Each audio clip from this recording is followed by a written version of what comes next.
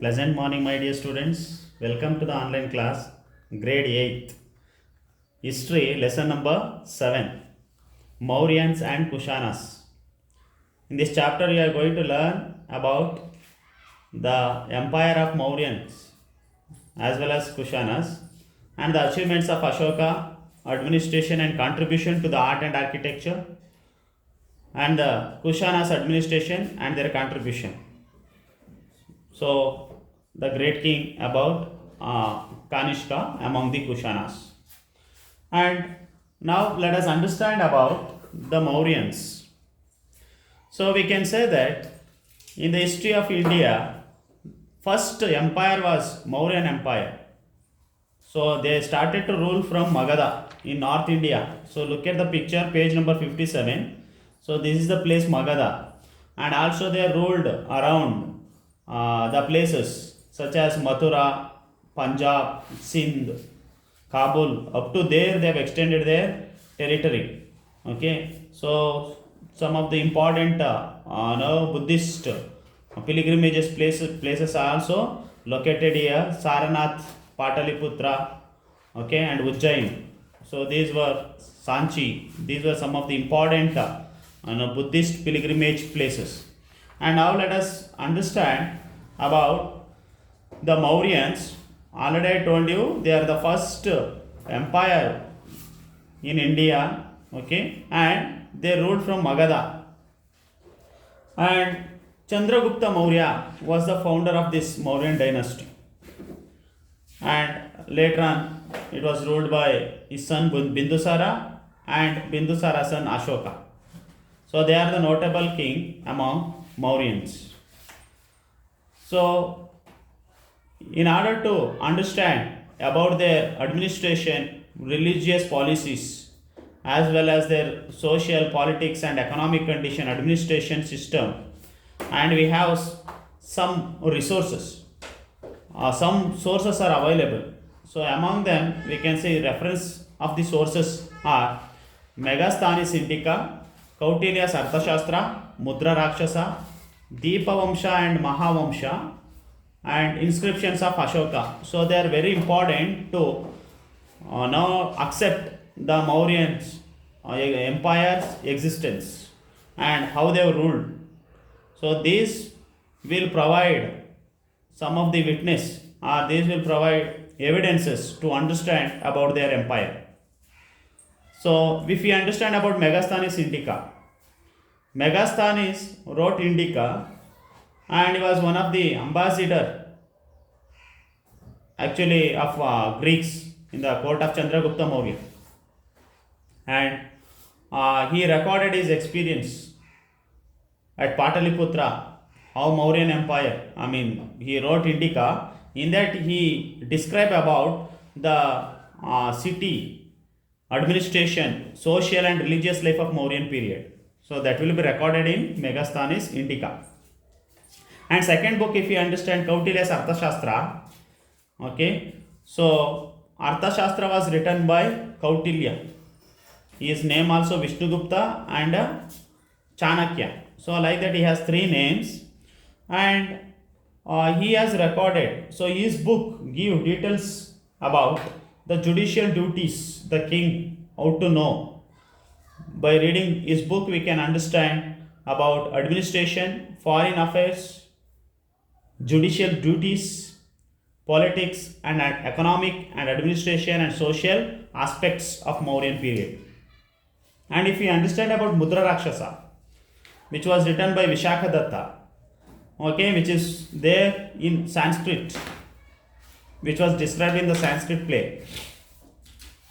So Chandragupta Maurya, how Chandragupta Maurya was being brought to power by Kautilya, being brought into the power by Kautilya. So that will be explained by that how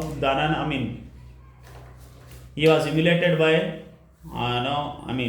Chanakya was humiliated by Nanda dynasty, Dhanananda, and once he was thrown out, and finally he came to the court of Chandragupta Maurya and really supported to Chandragupta Maurya because of his effort and ideas. So Chandragupta Maurya became an emperor of Mauryans. So, and Deepavamsha and Mahavamsha, if we understand.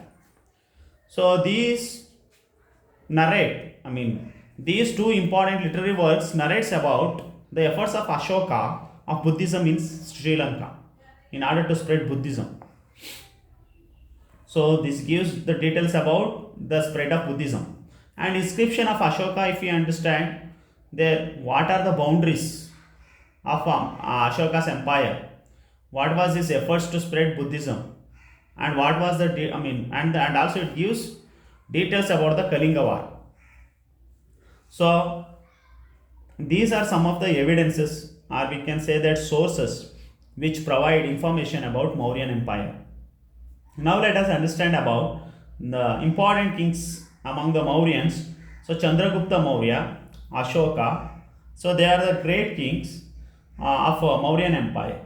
If we understand about Chandragupta Maurya, he is the founder of Mauryan Empire, and he, by dethroning the last king of Nanda dynasty, so under the guidance of his teacher Kautilya, he became the king. At the age of 25, he became the king of Mauryans. And he ruled, of course, he started to rule in northwest of India, and there especially,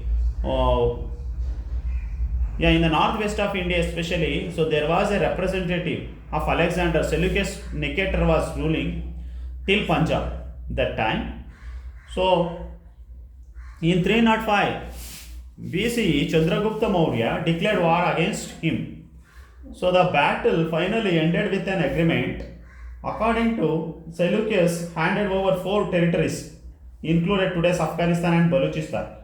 And apart from that, Chandragupta Maurya also got married to his daughter to him.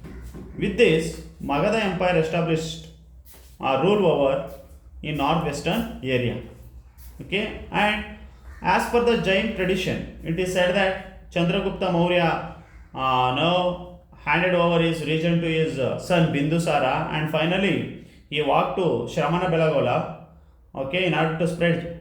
After accepting Jainism, he traveled to Shramana Belagola in Karnataka along with the Jain sages, Bhadrabahu and others. Finally, he undertook Sallekana Vrata and finally passed away there itself. So that is some of the Jain traditions, some Jain books now give details about that.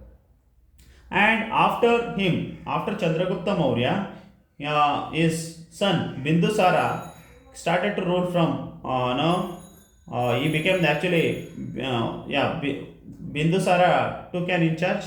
After Bindusara, so his son Ashoka started to rule the Mauryan dynasty. So Ashoka, before, he was the governor of Ujjain and Takshila during the father's time. Okay, and he also suppressed an uprising Takshila after the death of his father. So he also fought several times in order to get Takshila. So it is also said that in order to come to the throne, he had to kill about 99 brothers. So one of the Buddhist traditions says that. Okay, so it means we can say that he continuously undertook war against his brothers about 4 years.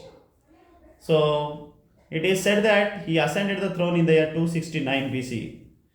So later on, after that, when once he come to the throne, he waged a Kalinga war. Okay, so that will be given by the book. There are some of the evidence about a Kalinga war, and in this Kalinga war, what happened? He declared war against Kalinga, and who refused to accept the rule of Mauryan Empire in 261 BC.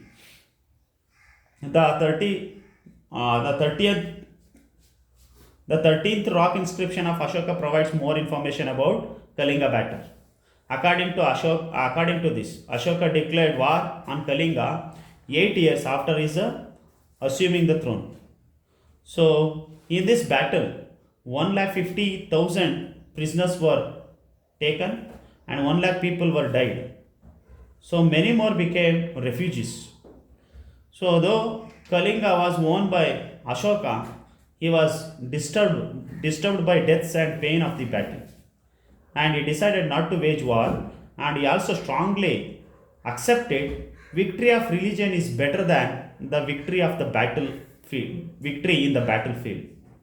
So then he went to repentance, uh, repentance on seeing the no devastation and created by the war, and finally he was inspired by Buddhism and accepted the Buddhist teaching, and he started to dedicate his life to spread Buddhism.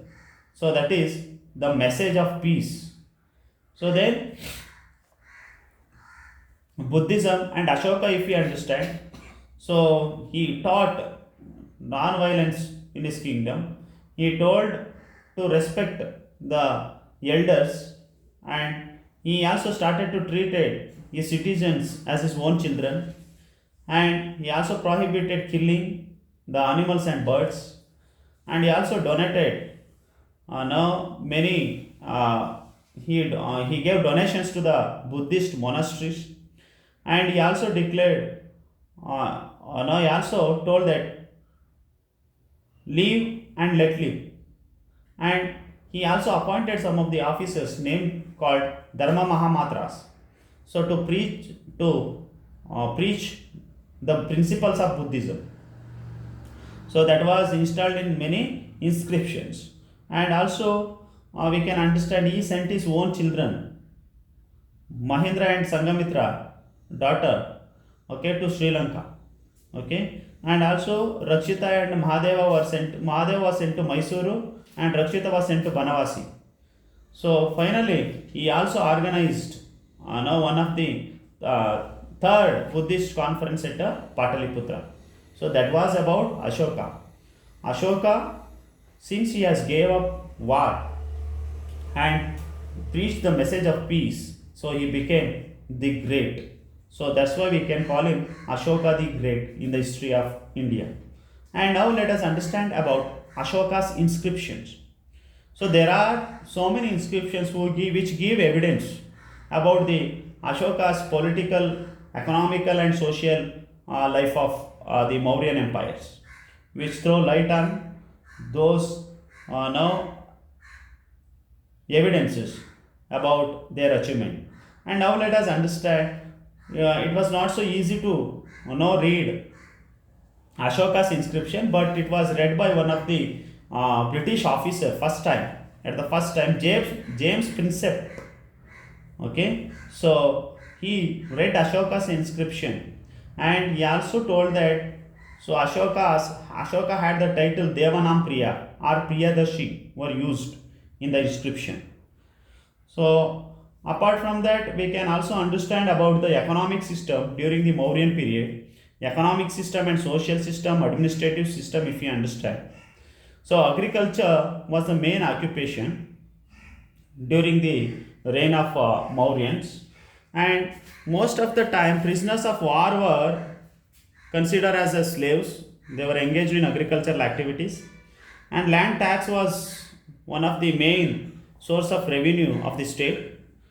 And of course there were some of the officers to collect the taxes, and the technology of producing metal also one of the no important thing during that time. And at the same time we can understand there was a marketing system. There were some of the roads, major roads, which were connecting to the central cities. They had the trade. There was there was a development of the trade, and important places, especially now which they have road transport, a major road to Nepal passing through Vaishali city of Mauryans, okay, and Champaranya from Pataliputra was also there, okay, so the which were the important roads were connected. And yes, and also we can see the Kachu marked silver coins were in circulation in Mauryan kingdom, Kachu, and there was some of the gold coins were used by them. And social system, if we take, so the social system was evolving out of the Varna based system or caste system, and where in the society Brahmana, Kshatriya, Vaishya, Shudras were existed. So even though there was a caste system, but it was a less rigid. So there were, I mean, compared to Greek and Roman societies, so the caste system was in less rigid, and the Shudras, who were considered as the last in the Varna system, were employed as agricultural laborers and also for the domestic help. And administration system, if we understand, Mauryans empire was centralized administration system. The power was concentrated on the hands of the king. Hence, the huge number of officers were working under the administration system. And network, minister, priest, prince, generals, and some of the subordinates of the kings were there. And the empire was divided into provinces. Okay, and some of the important cities were located there. So that was the important central cities like Takshila, Ujjaini, Shravanagiri, Pataliputra. So these were some of the regional administrative centers. Okay, officials like Rajuku, Yukta, information recording officers, okay, who were working under the administration. There, I mean, Pataliputra also had about six committees, a group of six committees assisting of 30 officials. And art and architecture, if you understand, so they gave a lot of contribution to the art and architecture. So among them we can see the Sanchi Stupa, which was built by Ashoka in Madhya Pradesh. That was one of the rich monument heritage. And at the same time we can see the Ashoka pillar of Saranath. Okay, so great example. Okay, Ashoka pillar of Saranath, which had another four lions. Okay, the symbol of four lions emblem, our national emblem, and that we could see in the Ashoka pillar, which is located at Sarnath. Okay, and apart from that, we can see there were three rock cut caves which was built by them in Babar Hill 1, and more rock cut caves also Nagaruni Hills. Okay, so these were the great examples for the art and architecture of a Mauryan Empire. And at the final, let us understand about the Kushanas. Kushanas who have influence of Indian history in the culture. Sorry, they are actually the follower of Mahayana Buddhism. They received the greater patronage in the court, and Gandhara sculpture was flourished during that time. And if we understand about the important dynasty after the Mauryan is that Kushanas. So they are basically from nomadic. Okay, they are the nomadic tribe. They were the progeny of Yuji. So by defeating the Sakas and Parthians, they built Kushana Empire. Okay, so among them we can see the Kanishka was one of the noteworthy king. So before that, there were these dynasties. They believe that it was built by three members. So Kujala Kadapsis, Vama Kadapsis, and Kanishka are the founder of this dynasty.